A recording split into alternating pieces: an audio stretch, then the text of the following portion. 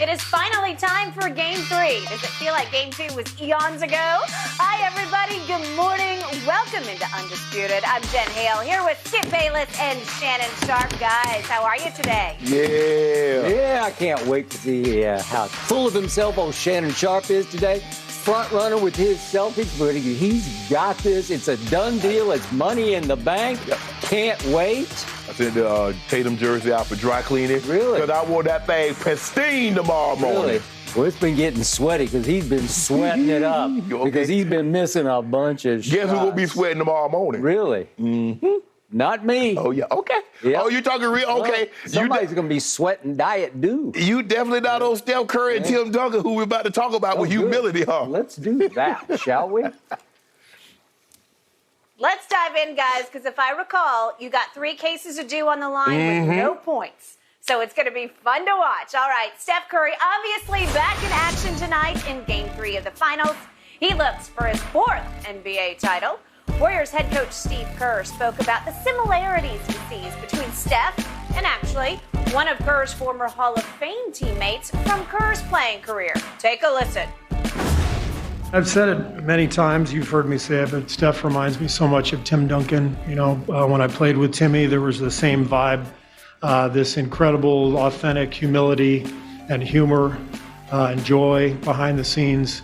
And then, frankly, a real arrogance on the floor, like I'm the best player out here. And it's the perfect kind of leader, someone who you feel comfortable with in the locker room, but somebody who you can count on to take you where you need to go on the floor. So that's what Steph possesses. It's a very rare combination of qualities, but it's what makes him special.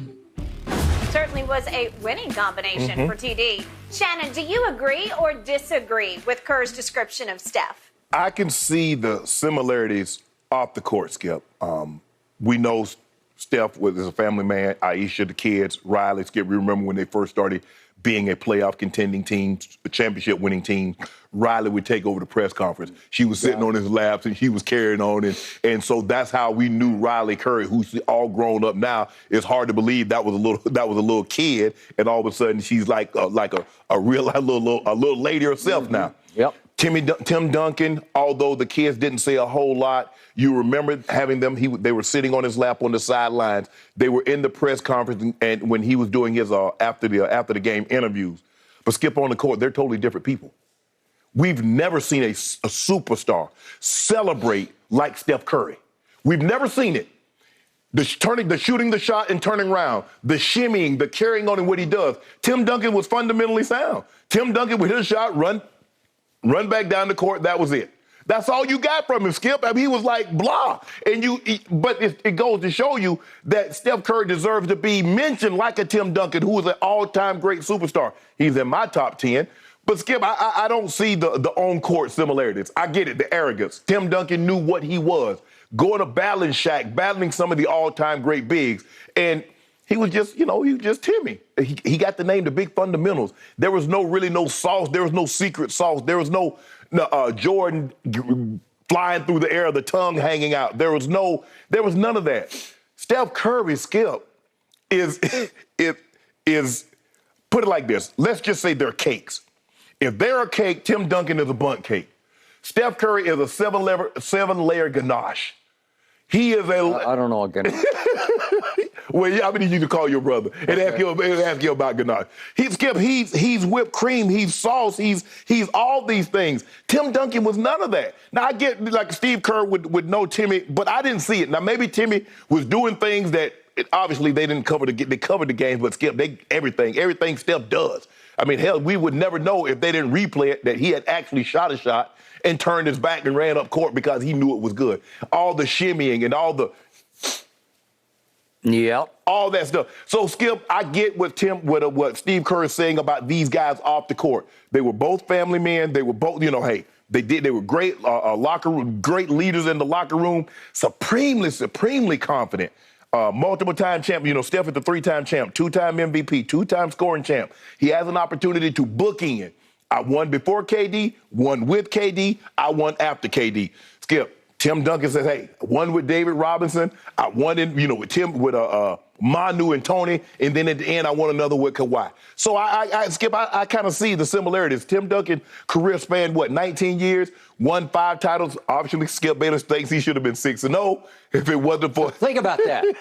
If not for Ray Allen, Tim Duncan goes Michael Jordan. He goes 6-0 in the final. He didn't have 6 MVPs, but he would have gone 6-0 in the finals. Go ahead. He would have. And Steph Curry now he has an opportunity to do he's gone 6 times in 8 seasons, has an opportunity to win 4 and 6. So for me, Skip, I see some of the similarities off the court. I see more similarities off the court as opposed to on the court. I see no similarities. Yes, okay, the arrogance, Skip, I can't, that's something that you can't see. Obviously, you get to that level, you have to be supreme confident. But the way they game and the Steph Curry, and I don't have a problem with his celebrations. I have no problem because I don't want people to think I'm coming off as being a curmudgeon and a grumpy old man, get off my lawn. No, I don't have any problem with the celebration that Steph does. I just don't see the on-court antics. I just don't see the similarities between Tim Duncan and Steph Curry. Maybe I've missed something. Maybe that was your team. You followed the San Antonio Spurs. So maybe I've missed something along the way that you saw. Okay. Allow me to preface my reaction to Steve Kerr's comparisons of Steph Curry to Michael Jordan, which he's done several times, and now to Tim Duncan. Right.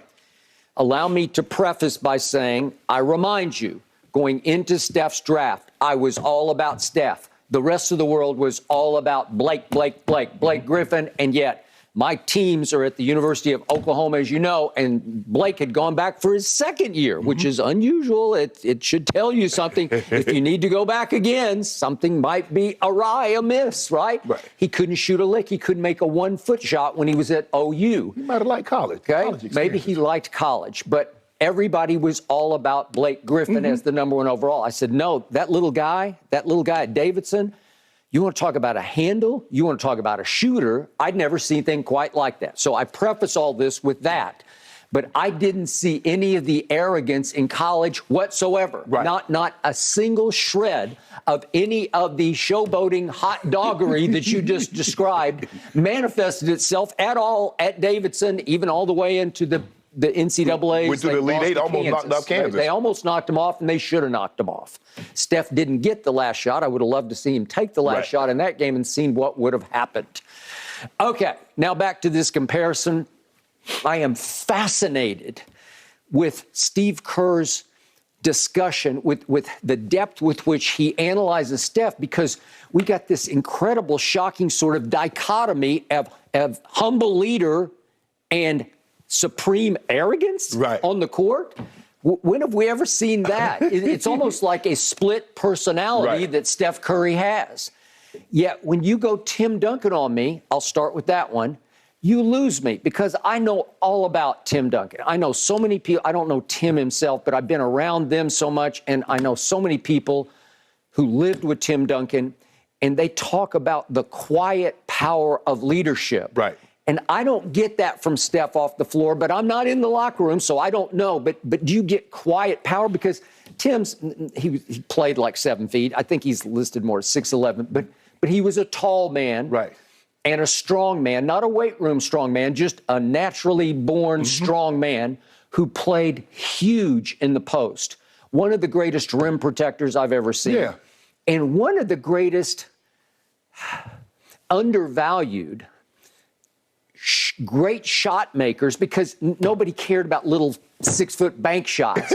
but he made so many clutch bank shots where you'd say, whew, he was the most boring superstar in the history of sports, in all sports, because there was no. And that's why he doesn't get any credit for it, Skip. Okay, and I'll go with bunt cake. If I recall from my childhood, a bunt cake has no icing whatsoever, right? Okay, so that's a perfect description. Thank you for that. Because there's 0 icing on this cake, because he made so many big shots in huge games.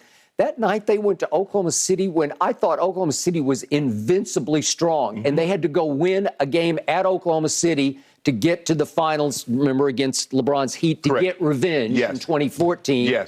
And the game that Tim played, it went overtime. This is against Durant and Westbrook, and it goes overtime. And Duncan just made little big shot after little big shot after little big shot. When I sat back when it was over and I looked at the box score, I said, he dominated those kids who are like invincible at that point because nobody could even touch them. Right. Because they had both come of age right before your very eyes.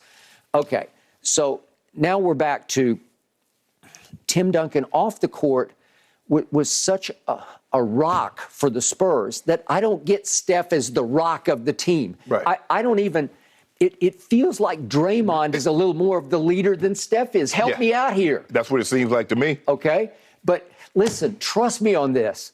In the end, push comes to shove, it wasn't Ginobili and it wasn't Parker and it really wasn't Pop. Tim was the Brady because Tim was the guy. This is Belichick and Brady all over again. Pop's tough, man. He's hard to take. Not many would have taken his old school junk that he just tossed all over these guys because he was outrageous in how he pushed them. He was off very the floor. militaristic. He was just militaristic. like Brady, just like Coach Belichick, whose father was